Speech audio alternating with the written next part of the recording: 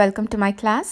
இன்றைக்கி நம்ம Louis Fisher எழுதின இண்டிகோ இந்த லெசனை பார்க்கலாம். ஃபிஷர் எழுதின the life of Mahatma Gandhi அப்படின்ற புக்லேருந்து எடுத்த ஒரு எக்ஸர்ட் தான் இந்த லெசன், அதாவது ஒரு பகுதி. இந்த புக்கை பற்றி சொல்லும்போது டைம்ஸ் எஜுகேஷ்னல் சப்ளிமெண்ட் இது one of the best books ever written on Gandhi அப்படின்னு சொல்லியிருக்காங்க. இந்த லெசனில் நம்ம பார்க்க போகிறது இந்தியன் இண்டிபெண்டன்ஸ் ஹிஸ்ட்ரியிலே ரொம்ப முக்கியமான ஒரு இன்சிடெண்ட், காந்தியோட லைஃப் ஹிஸ்ட்ரியிலையும் ரொம்ப ரொம்ப முக்கியமான ஒரு இன்சிடெண்ட்டான சம்பாரன் மூமெண்ட். காந்திஜி நிறைய சத்தியாகிரகா பண்ணியிருக்காரு. அதில் ஃபர்ஸ்ட் சத்தியாகிரகா இந்த மூவ்மெண்ட் தான். ஃபிஷர் காந்திஜியை மீட் பண்ணப்போ காந்திஜியே இந்த மூவ்மெண்ட்டை பற்றி அவர்கிட்ட சொல்லியிருக்காரு. அது என்னன்னு நம்ம பார்க்கலாம். When I first visited Gandhi in 1942 at his ashram in Sevagram in Central India, author நிறைய தடவை காந்தியை மீட் பண்ணியிருப்பார் போல இருக்கு. அவர் ஃபர்ஸ்ட் டைம் மீட் பண்ணது 1942ல். எங்கே மீட் பண்ணார்னா சேவா கிராம், கிராமம்னு சொல்லுவோம் இல்லையா, சேவா கிராம், அது சென்ட்ரல் இந்தியான்னு சொல்கிறாரு. ஆக்சுவலாக இந்த இடம் மகாராஷ்டிராவில் இருக்குது. நீங்கள் விக்கிபீடியா இல்லைன்னா கூகுள் பண்ணி பார்த்தீங்கன்னா அந்த ஆஷ்ரம் இன்னும் இருக்குது, அதை நீங்கள் பார்க்கலாம். He said, he அப்படிங்கிறது Mahatma Gandhi. I will tell you how it happened that I decided to urge the departure of the British. It was in 1917. பிரிட்டிஷ்காரர்களெல்லாம் இந்த நாட்டை விட்டு வேகமாக அனுப்பணும்னு நான் ஏன் முடிவு பண்ணேன்றதுக்கு ஒரு காரணம் இருக்குது. நான் சொல்ல போகிற இந்த விஷயம் நடந்தது 1917ல். He had gone to the December 1916 annual convention of the Indian National Congress Party in Lucknow. உங்கள் எல்லாருக்கும் இந்தியன் நேஷ்னல் காங்கிரஸை பற்றி தெரிஞ்சிருக்கும்னு நினைக்கிறேன். அவங்க ஒரு ஆனுவல் கன்வென்ஷன் நடத்துவாங்க. ஒரு வருஷமும் எல்லோரும் மீட் பண்ணி ஒரு மீட்டிங் மாதிரி நடத்துவாங்க. அது 1916ல் லக்னோவில் நடந்திருக்கு, டிசம்பர் மாதம். அதுக்கு காந்திஜி அங்கே போயிருக்காரு. காந்திஜியோட லைஃப் ஹிஸ்ட்ரியை பார்த்தீங்கன்னா அவர் 1914 வரைக்கும் சவுத் ஆஃப்ரிக்காவில் தான் இருந்தார். அங்கே இருந்த ரேசிசம்க்கு எதிராக அங்கே போராடிட்டு இருந்தார். அதுக்கப்புறம் தான் இந்தியன்ஸ் அவரை இந்தியாவுக்கு கூப்பிட்டு இங்கே இருக்க பிரிட்டிஷ்க்கு எதிராக போராடுறதுக்காக கூட்டிகிட்டு வந்தாங்க. ஸோ அவர் 1915ல் தான் இந்தியாவுக்கே வந்திருக்காரு. அப்போது இந்தியாவில் இருந்த நிறைய பேருக்கு காந்திஜியை பற்றி தெரியவே தெரியாது. 2301 delegates and many visitors. அதில் கலந்துக்கிறதுக்காக 2301 டெலிகேட்ஸ்னு ரெப்ரசன்டேட்டிவ்ஸ் மாதிரி வந்திருக்காங்க. அது போக நிறைய விசிட்டர்ஸ், அந்த கூட்டத்தில் என்ன நடக்குதுன்னு பார்க்குறதுக்கும் நிறைய பேர் வந்திருக்காங்க. டியூரிங் த ப்ரொசீடிங்ஸ் காந்தி ரீகவுண்டட் அப்படின்னா முன்னாடி நடந்ததை ஞாபகப்படுத்தி சொல்கிறது. இந்த கூட்டம் நடந்துட்டுருக்கப்போ a peasant came up to me looking like any other peasant in India. அப்போது ஒரு பெசண்ட்னா ஒரு புவர் ஃபார்மர் அவர்கிட்ட வர்றாரு. அந்த ஃபார்மரை பார்க்குறதுக்கு அவர் இந்தியாவில் இருக்க எல்லா ஃபார்மர்ஸும் எப்படி இருப்பாங்களோ அதே மாதிரி தான் இருக்கார். Poor and எமிஷியேட்டட். புவர் அப்படின்னா தெரியும் உங்களுக்கு, எமிஷியேட்டட் அப்படின்னா சாப்பாட்டுக்கே வழி இல்லாமல் ரொம்ப மெலிஞ்சு போய் இருக்கார். And said, I am Rajkumar Shukla, என்னோட பேர் Rajkumar Shukla. I am from Champaran, நான் சம்பாரன்ற ஊர்லேருந்து வந்திருக்கேன். And I want you to come to my district, நீங்கள் என்னோட டிஸ்ட்ரிக்ட்டுக்கு சம்பாரனுக்கு நீங்கள் வரணும் அப்படின்னு சொல்கிறாரு. Gandhi had never heard of the place. காந்திக்கு இந்தியாவில் இருக்க எல்லா பிளேஸும் அப்போ தெரியாது. இந்த பேர் அவர் அப்போ தான் ஃபர்ஸ்ட் டைம் கேட்குறாரு. சம்பாரன் அப்படின்ற ஒரு ஊர் பேர் அப்போ தான் கேட்குறாரு. ஆனால் அந்த சம்பாரன் அவரோட வாழ்க்கையில் எவ்வளோ பெரிய ஒரு ரோல் ப்ளே பண்ணிச்சு அப்படின்னு நம்ம எல்லாருக்கும் தெரியும். It was in the foothills of the towering Himalayas near the kingdom of Nepal. Towering அப்படின்னா எக்ஸ்ட்ரீம்லி டால் அப்படின்னு அர்த்தம். ரொம்ப உயரமான Himalayas near the kingdom of Nepal. இண்டிபெண்டன்ஸ்க்கு முன்னாடி பார்த்தீங்கன்னா இந்தியாவில் கூட நிறைய ராஜாக்கள்லாம் இருந்திருக்காங்க. நேபாளும் அதே மாதிரி ஒரு ராஜாவுக்கு கீழே இருந்ததுனால கிங்டம் ஆஃப் நேபாள் அப்படின்னு எழுதியிருக்காங்க. இப்போ கூட நேபாளில் ராயல் ஃபேமிலி இருக்குது. Under an ancient arrangement, the Champaran peasants were sharecroppers. இண்டிபெண்டன்ஸ்க்கு முன்னாடி இந்தியாவில் அந்த ஃபார்மர்ஸோட நிலைமை ரொம்ப மோசமாக இருந்தது. நிறைய பேருக்கு சொந்தமாக நிலம் கூட இருக்காது. லேண்ட்லார்ட்ஸ்னு இருப்பாங்க. ஒன்று அவங்க ஜமீன்தாராக இருப்பாங்க, இல்லைன்னா அந்த பிரிட்டிஷ் லேண்ட்லார்ட்ஸ். இவங்க யார்கிட்டையாவது நிலத்தை குத்தகைக்கு எடுத்து ஒரு ரெண்ட் மாதிரி கொடுத்து அதில் ஃபார்மிங் பண்ணி அப்புறம் அவங்களுக்கு அந்த நிலத்தில் விளையிற ஒரு பங்கையும் கொடுக்கணும். அதுதான் share cropping. Rajkumar Shukla was one of them. அந்த மாதிரி ஒரு ஷேர் கிராப்பர் தான் ராஜ்குமார் சுக்லா. அவர் தான் இப்போ காந்தியை பார்க்க வந்திருக்காரு. He was illiterate but resolute. அவர் படிக்காத ஒரு ஃபார்மராக இருந்தால் கூட ரெசல்யூட் அப்படின்னா ரொம்ப டிட்டர்மெண்ட், ரொம்ப உறுதியானவர். அவர் மனசில் ஒன்று நினச்சிட்டாருன்னா அதை கண்டிப்பாக செய்யக்கூடியவர். He had come to the Congress session to complain about the injustice of the landlord system in Bihar.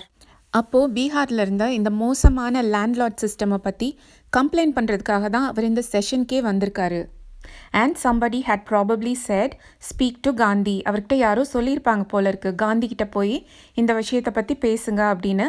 அதனால காந்தியை தேடி அவர் பீகாரில் இருக்க சம்பாரன்லேருந்து லக்னோவுக்கு வந்திருக்காரு. இப்போது டெமோக்ரஸி இருக்கும் போதே பீகார் எப்படி இருக்குன்னு நம்ம எல்லாருக்கும் தெரியும். அப்போது லேண்ட்லார்ட் சிஸ்டமில் பீகார் எப்படி இருந்திருக்கும்னு கொஞ்சமாவது யோசிச்சு பாருங்கள். ஆனால் நம்ம எல்லாருக்கும் சம்பாரன் அப்படின்னு சொன்னால் காந்திஜி மட்டும்தானே ஞாபகம் வருவார். இப்போ பாருங்கள், இந்த ராஜ்குமார் சுக்லா மாதிரி எத்தனை பேர் இதுக்கு பின்னாடி இருந்திருக்காங்க.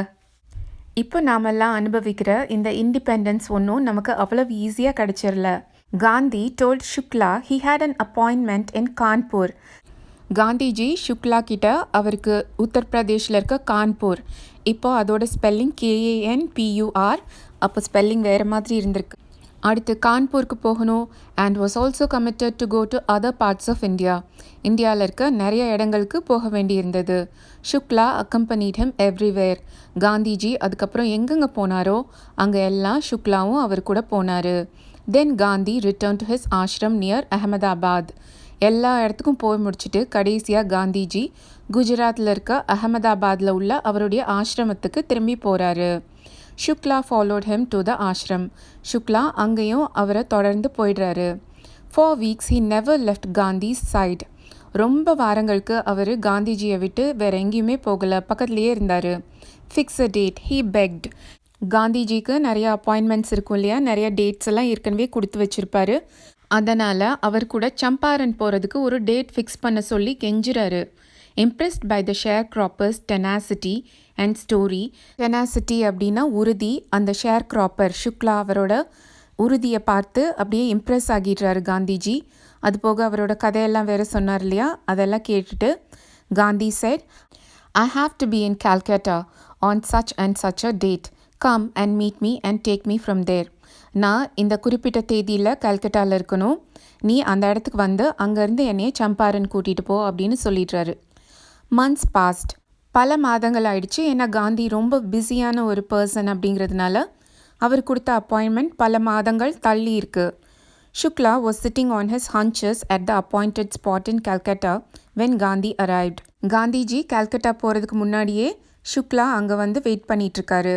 ஹான்ச்சஸ் அப்படின்னா ஒரு ஸ்குவாட்டிங் பொசிஷன் மாதிரி குத்த வச்சு உட்காந்துட்ருக்காரு. He waited till Gandhi was free. Gandhiji free ஆகிற வரைக்கும் சுக்லா வெயிட் பண்ணிகிட்டே இருக்காரு. தென் the two of them boarded a train for the city of Patna in Bihar. காந்திஜியும் சுக்லாவும் ஒரு ட்ரெயின் ஏறி பீகாரில் இருக்க பட்னா அப்படிங்கிற ஊருக்கு போகிறாங்க. பீகாரோட கேபிட்டல் பட்னா, உங்களுக்குலாம் தெரியும்னு நினைக்கிறேன். There, Shukla led him to the house of a lawyer named Rajendra Prasad, who later became president of the Congress Party and of India. Shukla காந்திஜியை எங்கே கூட்டிகிட்டு போனார்னா ஒரு லாயரோட வீட்டுக்கு. அந்த லாயரோட பேர் ராஜேந்திர பிரசாத். அவர் தான் பின்னாளில் காங்கிரஸ் பார்ட்டியோட பிரசிடெண்ட் ஆனார். அதற்கப்புறம் இந்தியாவோட ஃபர்ஸ்ட் பிரசிடெண்ட்டாகவும் ஆனார். Rajendra Prasad was out of town. அவங்க போனப்போ ராஜேந்திர பிரசாத் ஊரில் இல்லை. But the servants knew Shukla as a poor yeoman who pestered their master to help the indigo sharecroppers. ஆனால் அங்கே இருந்த வேலைக்காரர்களுக்கெல்லாம் சுக்லாவை ஏற்கனவே தெரியும். புவர் யோமன் அப்படின்னா ரொம்ப சாதாரண வேலை செய்யக்கூடிய ஒரு ஏழை விவசாயி அப்படின்னு வச்சுக்கோங்க. சுக்லா எப்படி காந்திஜி பின்னாடியே போய் டேட் வாங்குற வரைக்கும் காந்திஜியை விடவே இல்லையோ, அதே மாதிரி அவர் ராஜேந்திர பிரசாத்கிட்டையும் செஞ்சுருப்பார் போல இருக்கு. அதனால ராஜேந்திர பிரசாத் வீட்டில் இருந்த வேலைக்காரர்கள் எல்லாம் அவரை தன்னோட மாஸ்டருக்கு தொல்லை கொடுக்குற ஒரு இண்டிகோ ஷேர் கிராப்பர் அப்படின்ற மாதிரி தெரியும். அதனால் அவங்க காந்திஜியையும் சுக்லாஜியையும் வீட்டுக்கு வெளியில் இருந்த மைதானத்தில் தங்க விட்டுட்டாங்க. காந்திஜியையும் அவங்க அவரோட ட்ரெஸ் எல்லாம் நீங்கள் பார்த்துருப்பீங்கள்ல, அதெல்லாம் பார்த்துட்டு அவரை ஒரு ஏழை விவசாயின்னு நினச்சிட்டாங்க. But Gandhi was not permitted to draw water from the well lest some drops from his bucket pollute the entire source. அங்கே இருந்த வேலைக்காரர்கள் எல்லாம் ராஜேந்திர பிரசாத் வீட்டில் இருக்க கிணறுல இருக்க தண்ணியை ட்ரா வாட்டர் அப்படின்னா இறைக்கிறது, தண்ணியை கிணற்றுலேருந்து இறைப்போம்ல, அந்த மாதிரி பண்ணக்கூடாது அவர். ஏன்னா அவர் அப்படி செய்யும் போது அவர் பக்கெட்டில் இருக்க கொஞ்சம் தண்ணி அந்த கிணற்று தண்ணியில் பட்டுருச்சுன்னா அந்த கிணற்று தண்ணி ஃபுல்லாக பொல்யூட் ஆகிடுமா. How did they know that he was not an untouchable? அவங்களுக்கு எப்படி காந்திஜி ஒரு அன்டச்சபிள் இல்லை அப்படின்னு தெரியும் அப்படின்னு ஒரு கொஸ்டின் மார்க் போட்டிருக்காங்க. அப்போ எல்லோரும் எப்படி இருந்திருக்காங்கன்னு கொஞ்சம் யோசிச்சு பாருங்கள். காந்திஜியும் ராஜேந்திர பிரசாத் மாதிரி ஒரு லாயர் தான், அதுவும் லண்டனில் போய் படிச்சுட்டு வந்தவர். அவருக்கே இந்த நிலமை அப்படின்னா சுக்லாஜி மாதிரி சாதாரண ஷேர் கிராப்பர்ஸ் எல்லாம் எவ்வளோ மோசமாக treat பண்ணியிருந்திருப்பாங்க. Gandhi decided to go first to Muzaffarpur, which was en route to Champaran. Gandhi first Muzaffarpur போகணும்னு நினச்சாரு. அது சம்பாரன் போகிற வழியில் தான் இருந்தது. To obtain more complete information about conditions than Shukla was capable of imparting. ஏன்னா அவர் சம்பாரன் போகிறதுக்கு முன்னாடி அங்கே இருக்க சூழ்நிலையை பற்றி இன்னும் நல்லா தெரிஞ்சுக்கணும் அப்படின்னு நினச்சாரு. சுக்லா இந்த கண்டிஷனெல்லாம் மாற்றணும்னு நினைக்கிறாரு. அவர் ரொம்ப உறுதியோடு இருக்கார். ஆனால் பாவம் அவர் படிக்காதவர், அவருக்கு ரொம்ப விஷயங்கள் தெரிஞ்சிருக்கிறதுக்கு வாய்ப்பு இல்லை. அதனால் அதெல்லாம் பற்றி தெரிஞ்சுக்கணும் அப்படின்னு காந்திஜி நினைக்கிறாரு. He accordingly sent a telegram to Professor J.B. Kriplani of the Arts College in Muzaffarpur. அதனால் அவர் அங்கே போகிறதுக்கு முன்னாடி ப்ரொஃபஸர் ஜேபி கிருப்லானி, இவர் கூட ரொம்ப இம்பார்ட்டண்ட்டான ஒரு national leader.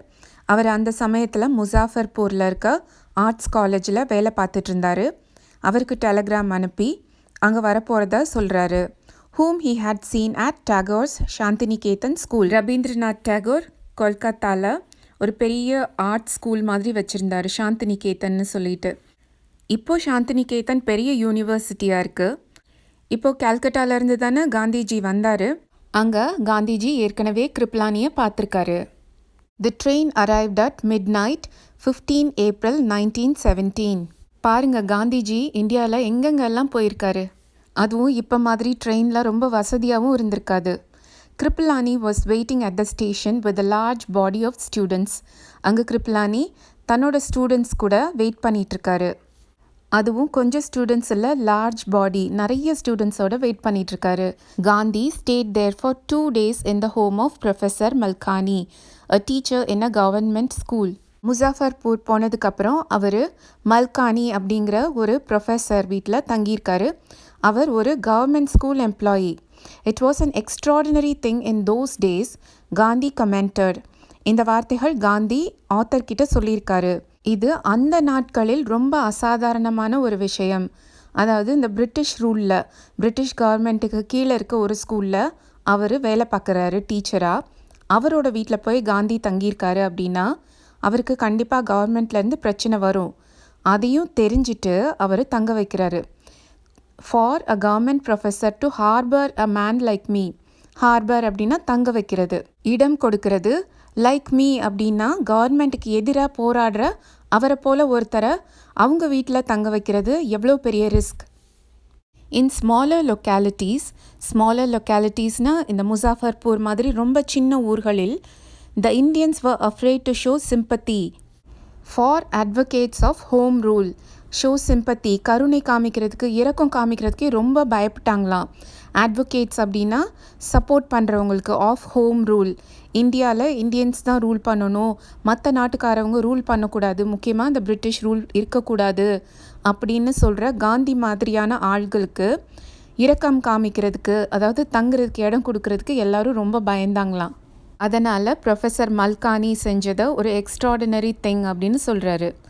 The news of Gandhi's advent and of the nature of his mission spread quickly through Muzaffarpur and to Champaran. Advent அப்படின்னா ஒரு விஐபி வர்றது, ஒரு முக்கியமானவருடைய வருகை. அந்த நியூஸும் அவரோட மிஷன், அவர் எதுக்காக அந்த இடத்துக்கு வந்திருக்காரு, சம்பாரனில் இருக்க ஷேர் கிராப்பர்ஸ்க்காக சப்போர்ட் பண்ணி போராடுறதுக்காக வந்திருக்காரு அப்படிங்கிற நியூஸும் எல்லா இடத்துக்கும் பரவிருச்சு. Sharecroppers from Champaran began arriving on foot and by conveyance to see their champion. இந்த விஷயத்தை தெரிஞ்சுக்கிட்ட சம்பாரனில் இருக்க ஷேர் கிராப்பர்ஸ் எல்லாம் நடந்தும் கிடைச்ச வண்டியிலையும் ஏறி அவங்களோட சாம்பியனை பார்க்குறதுக்காக வந்தாங்க. சாம்பியன்னா யார்? எல்லாரையும் ஜெயிச்சு முன்னாடி முதல்ல வரவங்க தானே சாம்பியன். இப்போ மகாத்மா காந்தி அவங்க எல்லாரையும் ஜெயிக்க வைக்கிறதுக்காக வந்திருக்காரு. அவங்க கண்ணுக்கு அவர் ஒரு சாம்பியனாக தெரிகிறாரு. Muzaffarpur lawyers called on Gandhi to brief him. Called on அப்படின்னா அவங்க காந்திஜியை கூப்பிடலை, கால்ட் ஆன் அப்படின்னா அவங்க காந்திஜியை விசிட் பண்ணுறதுக்கு வந்திருக்காங்க, அதாவது மரியாதைக்காக பார்க்குறதுக்கு வந்திருக்காங்க. They frequently represented peasant groups in court. அவங்க தான் இந்த ஃபார்மர்ஸ் எல்லாம் கோர்ட்டில் ரெப்ரசன்ட் பண்ணுவாங்க, அவங்களுக்காக வாதாடுவாங்க. They told him about their cases and reported the size of their fee. அவங்க எல்லாம் காந்திஜி கிட்ட அவங்ககிட்ட வந்த கேசஸை பற்றியெல்லாம் சொல்கிறாங்க. அது போக அவங்க இந்த ஃபார்மர்ஸ் கிட்ட எவ்வளோ ஃபீஸ் வாங்குறாங்க, அந்த கேஸை வாதாடுறதுக்கு அவங்க அந்த ஃபார்மர்ஸ், அந்த ஏழை ஃபார்மர்ஸ் கிட்ட நிறைய பணம் வாங்குறாங்க. Gandhi chided the lawyers for collecting big fee from the sharecroppers. Chided அப்படின்னா ஸ்கோல்டிங், நல்லா திட்டுறாரு. ஷேர் கிராப்பர்ஸ்கிட்ட போய் இவ்வளோ பெரிய ஃபீஸ் வாங்கலாமா அப்படின்னு ரொம்ப கோபப்படுறாரு. He said, I have come to the conclusion that we should stop going to law courts. இனிமே நாமெல்லாம் இந்த விஷயத்த லா கோர்ட்டுக்கு எடுத்துகிட்டு போகக்கூடாது, இதோட நிறுத்திக்கணுன்ற முடிவுக்கு நான் வந்துட்டேன். Taking such cases to the courts does little good.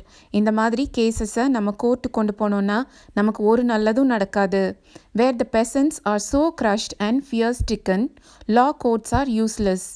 எங்கே இந்த மாதிரி ஃபார்மர்ஸ்லாம் நசுக்கப்படுறாங்களோ, இப்படி பயந்து போயிருக்காங்களோ, அந்த இடத்துல இந்த லா கோர்ட்ஸ்னால எந்த யூஸும் கிடையாது, அதெல்லாம் useless. Real relief for them is to be free from fear. அவங்களுக்கு நம்ம செய்யக்கூடியது, அவங்களுக்கு நம்ம தரக்கூடிய ரிலீஃப், ஒரு உதவி, இல்லை அவங்களோட கஷ்டத்தை நம்ம நீக்கணும் அப்படின்னு நினச்சோன்னா அதுக்கு ஒரே வழி அவங்க மனசில் இருக்க பயத்தை நம்ம நீக்கிறது தான். Most of the arable land in the Champaran district. சம்பாரன் டிஸ்ட்ரிக்டில் இருந்த அரபிள் லேண்ட் அப்படின்னா the land which is suitable for growing plants, அங்கே பயிர்களெல்லாம் வளர்க்கக்கூடிய ஒரு நிலம். was divided into large estates owned by Englishmen and worked by Indian tenants. சம்பாரனில் இருந்த அக்ரிகல்ச்சர் லேண்டை ஃபுல்லாக இங்கிலீஷ்மென் பெரிய பெரிய எஸ்டேட்ஸாக பிரித்து அவங்க ஓன் பண்ணிகிட்டு இருந்தாங்களாம். இந்தியன்ஸ் அவங்கக்கிட்ட வாடகைக்கு, டெனன்ஸ் அப்படின்னா வாடகைக்கு குடியிருக்கவங்கள தான் டெனன்ஸ்னு சொல்லுவாங்க. இங்கே அந்த இடத்த வாடகைக்கு எடுக்கிறது, நம்ம ஊரில் குத்தகைக்கு எடுக்கிறதுன்னு சொல்லுவாங்க. ஒரு சர்டன் பீரியடுக்கு ஒரு பணத்தை நம்ம கொடுத்துட்டு அந்த இடத்துல நம்ம விவசாயம் செஞ்சுக்கலாம். The chief commercial crop was indigo. Commercial crop அப்படின்னா பணப்பயிர்னு சொல்லுவாங்க. ஃபுட் க்ராப்ஸ்ன்னு இருக்கும், அது நம்ம சாப்பாட்டுக்காக க்ரோ பண்ணுறது. அதில் முக்கியமான கமர்ஷியல் க்ராப் இண்டிகோ. உங்களுக்கு இண்டிகோ தெரிஞ்சிருக்கும், மருதாணி வந்து நீங்கள் அரைச்சிங்கன்னா ஒரு ஆரஞ்சு கலரில் வரும், அதே மாதிரி இண்டிகோவில் ப்ளூ கலர் வரும். முன்னாடிலாம் நேச்சுரல் டை தானே யூஸ் பண்ணுவாங்க, அதுக்காக வளர்த்த ஒரு கமர்ஷியல் க்ராப் இண்டிகோ. முன்னாடி யூரோப்பில் ரொம்ப பணக்காரங்க, ராயல் ஃபேமிலி, அவங்க தான் சில்க்கெல்லாம் போட்டுக்கலாம், மற்றவங்கெல்லாம் காட்டன் தான் போட்டுக்கணும் அப்படின்ற மாதிரி ஒரு ரூல் இருந்தது. ஸோ இந்த காட்டனை வந்து டை பண்ணுறதுக்கு இண்டிகோ யூஸ் பண்ணாங்க. அப்போது நிறைய டெக்ஸ்டைல் இண்டஸ்ட்ரிலாம் புதுசாக வந்துட்டு இருந்துச்சு. அந்த டைமில் தான் உங்களுக்கு இண்டஸ்ட்ரியல் ரெவல்யூஷன் அதெல்லாம் ஆரம்பிச்சது. அதனால் இண்டிகோவுக்கு ரொம்ப டிமாண்ட் இருந்தது. The landlords compelled all tenants to plant 3/20 or 15% of their holdings with indigo. அப்போது இந்த பிரிட்டிஷ் லேண்ட்லார்ட்ஸ் என்ன பண்ணாங்கன்னா, இந்த இந்தியன் ஃபார்மர்ஸை அவங்க இஷ்டத்துக்கு எதையும் பிளான்ட் பண்ண விடலை. அவங்களோட அந்த லேண்டில் 15% இல்லைன்னா 3/20, 20 பிரித்தோன்னா அதில் 3 பங்கு, அந்த அளவு இடத்துல கண்டிப்பாக இண்டிகோ தான் பிளான்ட் பண்ணணும். And surrender the entire indigo harvest as rent. அந்த ஃபார்மர்ஸ் இண்டிகோவை வளர்த்து ஹார்வெஸ்ட் பண்ணி அதை ஃபுல்லாக அந்த பிரிட்டிஷ்காரவங்களுக்கு ரெண்ட்டாக கொடுத்துடணும். This was done by long term contract. ரொம்ப லாங் டேர்ம் கான்ட்ராக்ட் இது, வருஷ கணக்காக இதையே அவங்க செஞ்சுட்டே இருக்க வேண்டியிருந்தது. Presently, the landlords learned that Germany had developed synthetic indigo. அப்போது ஜெர்மன்காரவங்க புதுசாக சிந்தட்டிக் இண்டிகோ, ஆர்டிஃபிஷியல் டையை கண்டுபிடிச்சிட்டாங்க. They thereupon obtained agreements from the sharecroppers to pay them compensation for being released from the 15% arrangement. இப்போ ஆர்டிஃபிஷியல் டை கண்டுபிடிச்சதுனால என்ன ஆச்சுன்னா, இண்டிகோவோட demand சுத்தமாக குறைஞ்சி போச்சு. அதனால் இந்த பிரிட்டிஷ்காரங்களுக்கு ரொம்ப லாஸ் ஆயிடுச்சு. இனிமே இந்த லாபம் வராது அவங்களுக்குன்னு தெரிஞ்சிருச்சு. அதனால் என்ன ஐடியா பண்ணுறாங்கன்னா, இந்த ஃபார்மர்ஸ் கிட்ட இருந்தே அந்த பணத்தை பூரா கலெக்ட் பண்ணிடலாம் அப்படின்னு பிளான் பண்ணுறாங்க. ரொம்ப நல்லவங்க மாதிரி, சரி இனிமேல் நீங்கள் இந்த 15% இடத்துல இண்டிகோலாம் போட வேண்டாம், அதுக்கு பதிலாக எங்களுக்கு காம்பன்சேஷன் நீங்கள் கொடுத்துருங்க அப்படின்னு அவங்க கிட்ட இருந்து பணத்தை வாங்க பார்க்குறாங்க. The sharecropping arrangement was irksome to some peasants. Irksome அப்படின்னா இரிட்டேட்டிங்காக இருந்தது. அதாவது இந்த ஃபார்மர்ஸ்லாம் அவங்க இஷ்டப்பட்ட எதையுமே க்ரோ பண்ண முடியல. இந்த லேண்ட்லார்ட்ஸ் எல்லாம் என்ன சொல்கிறாங்களோ அதை தான் க்ரோ பண்ண வேண்டியிருக்கு. இந்த அரேஞ்ச்மெண்ட் நிறைய பேருக்கு பிடிக்கல. அவங்க ரொம்ப இரிட்டேட்டடாக இருந்தாங்க. அப்போது இந்த லேண்ட்லார்ட்ஸ் எல்லாம் வந்து இந்த மாதிரி ஒரு அக்ரிமெண்ட், ஒரு சாய்ஸ் அவங்களுக்கு கொடுக்கும்போது மெனி சைன்ட் வில்லிங்லி, நிறைய பேர் இஷ்டப்பட்டு சைன் பண்ணிட்டாங்க. அவங்களுக்கு இது ஒரு நல்ல சாய்ஸாக அப்போ தெரிஞ்சது. Those who resisted engaged lawyers. யாருக்கு இது பிடிக்கலையோ, யார் இதெல்லாம் எதிர்த்தாங்களோ அவங்க தான் லாயர்ஸ் கிட்ட போயிருக்காங்க. த லேண்ட்லார்ட்ஸ் ஹயர்ட் தக்ஸ். இவங்கெல்லாம் லாயர்ஸ்கிட்ட போய் நேர்மையாக கோர்ட்டில் வாதாடணும்னு போனால் லேண்ட்லார்ட்ஸ் எல்லாம் என்ன பண்ணாங்களாம், ஹயர்ட் தக்ஸ். தக்ஸ்னா ரவுடிஸ், குண்டாஸ்லாம் இருப்பாங்களா, அவங்கள வச்சு இவங்களெல்லாம் அடிக்கிறது, மிரட்டுறது, இந்த மாதிரி வேலையெல்லாம் பார்த்துருக்காங்க. Meanwhile, the information about synthetic indigo reached the illiterate peasants who had signed. இப்போ என்ன ஆச்சுன்னா, இந்த மாதிரி ஆர்டிஃபிஷியல் டை கண்டுபிடிச்சிட்டாங்க, சிந்தட்டிக் இண்டிகோ வந்துருச்சு, அதனால மார்க்கெட் டவுன் ஆயிடுச்சு அப்படின்ற விஷயம் இந்த படிக்காத ஃபார்மர்ஸ்க்கெல்லாம் தெரிஞ்சிருச்சு. சைன் பண்ணாங்க இல்லையா, அவங்கெல்லாம் என்ன பண்ணாங்கன்னா, and they wanted their money back. அவங்கெல்லாம் ஏமாற்றப்பட்டிருக்காங்கன்னு அவங்களுக்கு புரிஞ்சிருச்சு. அதனால் இந்த லேண்ட்லார்ட்ஸ்கிட்ட போய் நாங்கள் கொடுத்த பணத்தை திருப்பி கொடுங்கன்னு கேட்குறாங்க. At this point Gandhi arrived இன் சம்பாரன். இப்படி இந்த சூழ்நிலை இருக்கும் போது தான் காந்தி சம்பாரனுக்கு வர்றாரு. காந்திஜி இந்த ஏழை ஷேர் கிராப்பர்ஸோட கஷ்டத்தெல்லாம் தீர்க்கிறதுக்கு என்ன பண்ணார்? பிரிட்டிஷ் கவர்மெண்ட் அவரை சும்மா விட்டதா?